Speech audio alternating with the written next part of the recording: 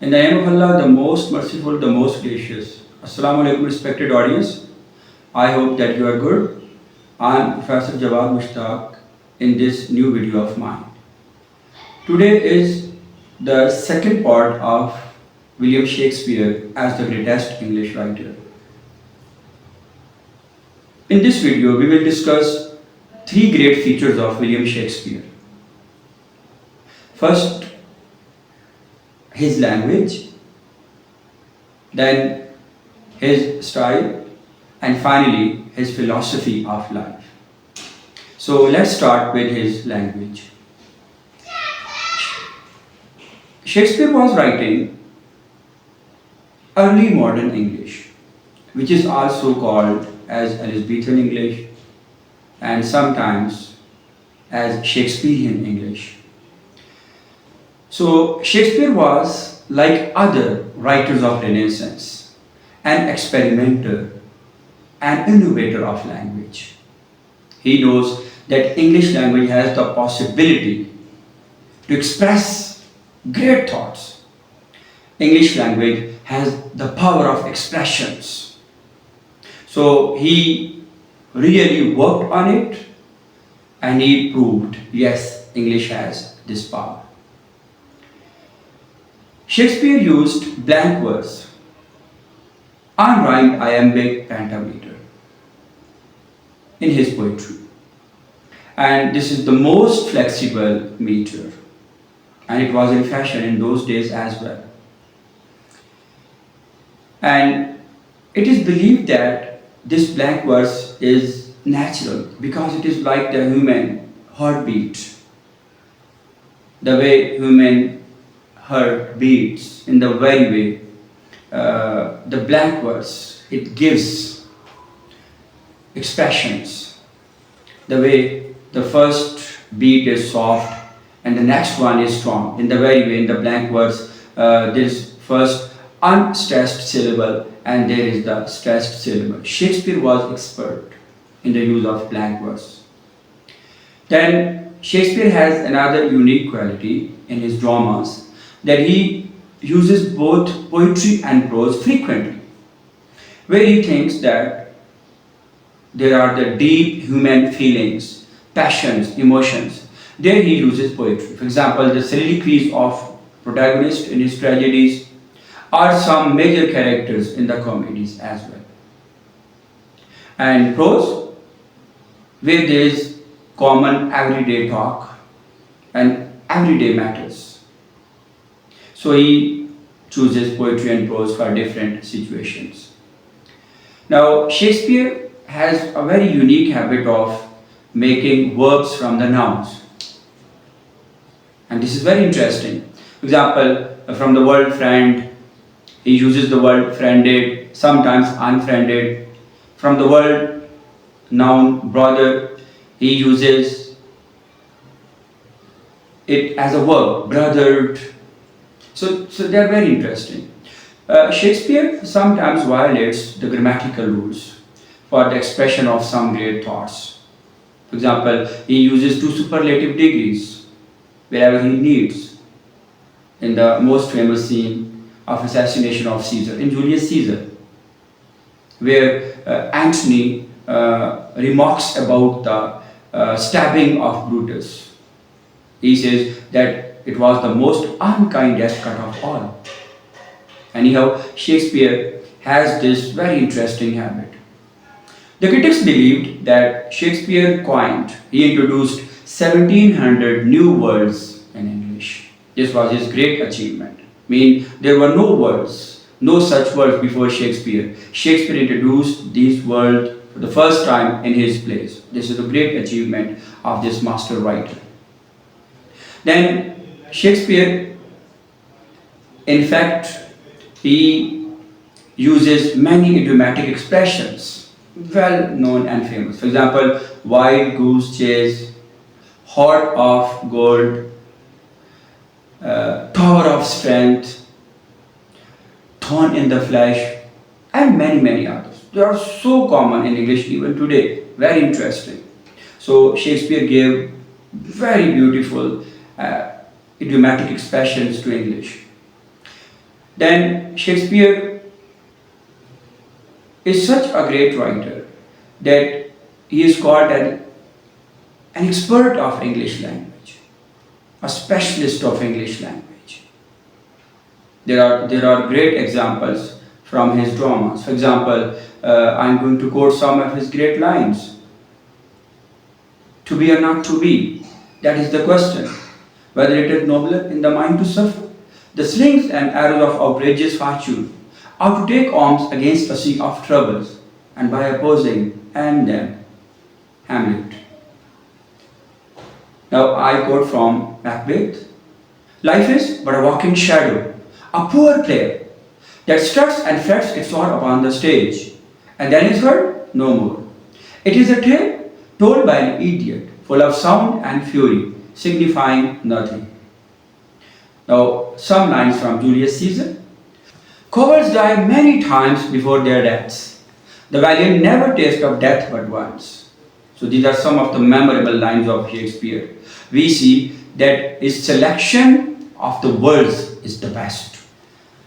I would like to conclude the first part of this video in the words of S.T. Coleridge. S.T. Coleridge says he defines poetry as the best words in the best order. Poetry is the best words in the best order. This is very much applicable to Shakespeare. Shakespeare uses the best words in the best order and proves himself the greatest poet of English, the immortal poet, having the qualities of using English language in the greatest way. In the second part of this video, now we will discuss Shakespeare's style in a very short way. Shakespeare's style is purely his own, very unique, matchless. It is related to man and it is adapted to the needs of Shakespeare. There is the breadth of delicacy. There is the beautiful sweep of imagination. And in fact, there is the beautiful expression everywhere. Shakespeare's style is unique. As we know, that style is the man. Shakespeare's style is absolutely his own. Throughout the lapse of centuries, nobody, no other great writer even, has dared to imitate Shakespeare's style. Some critics believe that the style of Shakespeare is multitudinous. It has different aspects, multiple aspects, in comedies, in tragedies, in histories. Shakespeare is unique in his style. Some of the uniquenesses and features of his style. Shakespeare is in habit of repeating the words for emphatic reasons. For example, go, go, come, come, to, to. So this is his very unique habit. Then Shakespeare makes his characters talk naturally, discuss matters naturally, express their feelings naturally, especially his protagonists and major characters. They speak out of the depths of their heart. Then Shakespeare is the master in the use of blank verse, unrhymed, iambic, pentameter, which is the most natural meter. He's master in it. Then we see that Shakespeare, most of the time, he ends a scene with the rhymed couplet. When this is the rhymed couplet, we come to know that this is the end of the scene. For example, in Hamlet, when the scene ends, Hamlet says, "The play is the thing, I'll catch the conscience of the king." In another scene from Hamlet, Claudius says, "My words fly up, my thoughts remain below. Words without thoughts never to heaven go." Again, a rhymed couplet in the end of a scene from Macbeth. "Hear it not, Duncan, for it is a knell that summons you to heaven or to hell." So this is very interesting and unique quality of Shakespeare. Then Shakespeare uses soliloquies. This was basically a Greek and Roman dramatic tradition, dramatic convention. It shows the motivations and inner conflicts of the character. Shakespeare's soliloquies, they are the best. They are consisted of the best poetry of English. For example, the soliloquies of Hamlet. They have the finest poetry of the world. And Shakespeare is the master in this art. So, through soliloquies, he successfully makes a contact between audience and the characters. And through characters, sometimes while giving them soliloquies, Shakespeare talks through the character, some basic realities of life, some insight into the human nature, some future plans, some commentary on life, on human, on society. This is the greatest dramatic convention. Shakespeare uses it in the most artful way. Then, a very important point is that Shakespeare, he uses rhetorical devices to show the power of expression, the power of speech. Some of the Shakespeare's speeches in his dramas, they are the greatest speeches of the world, based on persuasive talk, argumentative talk, etc. For example, Cassius persuades Brutus to become the part of conspiracy, and he is successful. Mark Antony, through the power of his words, he brings a great mutiny in Rome. Lady Macbeth instigates Macbeth to kill Duncan, and ultimately she succeeds. And Henry V, in the great historical play of Shakespeare, Henry V, he motivates his soldiers for fighting a battle with the French army. French army was much more in strength, in number than them. So the soldiers of Henry V, they were wanting more soldiers, ammunition from England. But Henry V was a brave man. He was an ideal. He is presented as an ideal king by Shakespeare. So he said, no, we will not want anything more. Whatever we have, we will fight. So one of the greatest speeches of Shakespeare is the speech of Henry V. And it has its effect. Finally, he persuades his army to fight, and ultimately his army, it succeeds. So Shakespeare's words, Shakespeare's speeches, they are unique, they are great. Now, Ashley Coleridge, a great English poet and critic, he says that Shakespeare's mind is oceanic mind. There are vast thoughts like ocean, and he writes in the same way. So these are the great remarks of a great poet about Shakespeare, that he writes in his own way. He has great depth in his style. His style is unique. Then another quality of his style is that he uses humor, even in the tragedies. No doubt there is humor in comedies, but he uses it even in the tragedies. This is a very unique quality of Shakespeare.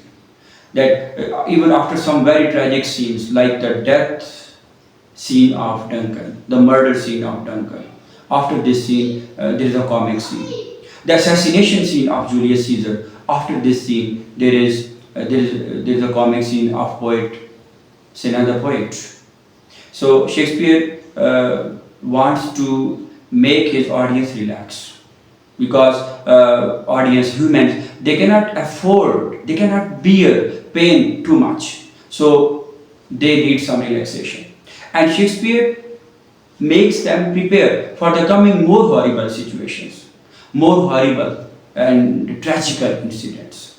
So I would like to conclude this again with the words of Coleridge. Yes, Shakespeare's mind was oceanic mind. His style was unique, and his style that is in fact matchless. In the third and last part of the video, we will discuss Shakespeare's philosophy of life. Shakespeare is contented only with the stuff of life. He never attempts to postulate any theory of life. He's not a preacher, he's not a moralist, he's not a reformist.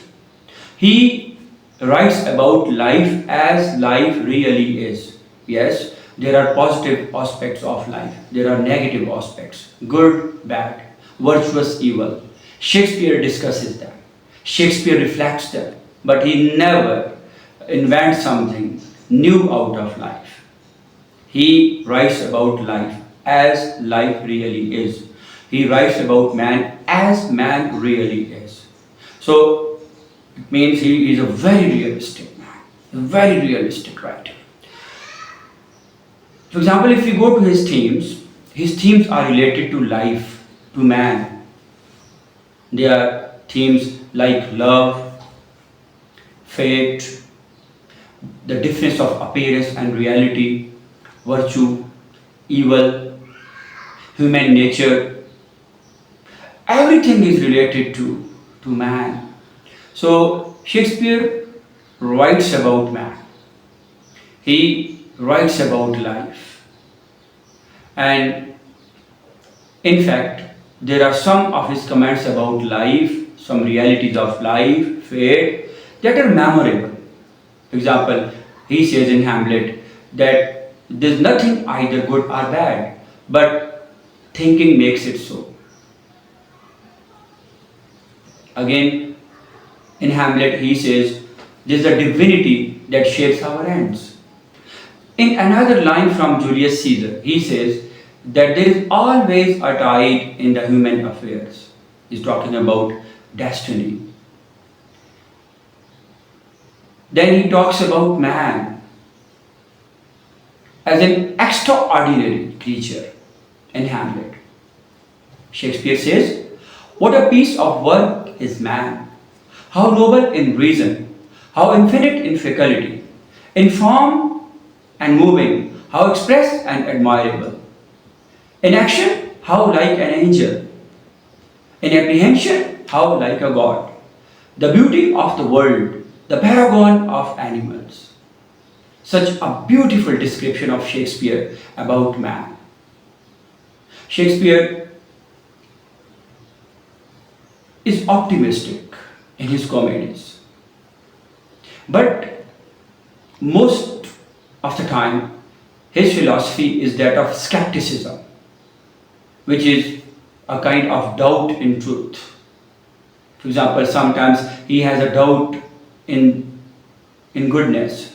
Sometimes he has doubt about life. So in Tempest he says that we are such stuff as dreams are made on, and our little life is rounded with a sleep. Not only he denies some life after death, but also he says that life is an illusion. Life is illusory. But one thing that in fact is very great on the part of Shakespeare, that even after writing dark tragedies where the evil nature of humans it is at its peak, Shakespeare believes in the normalization of the order. For example, in the final scene of Hamlet, there are 7 deaths.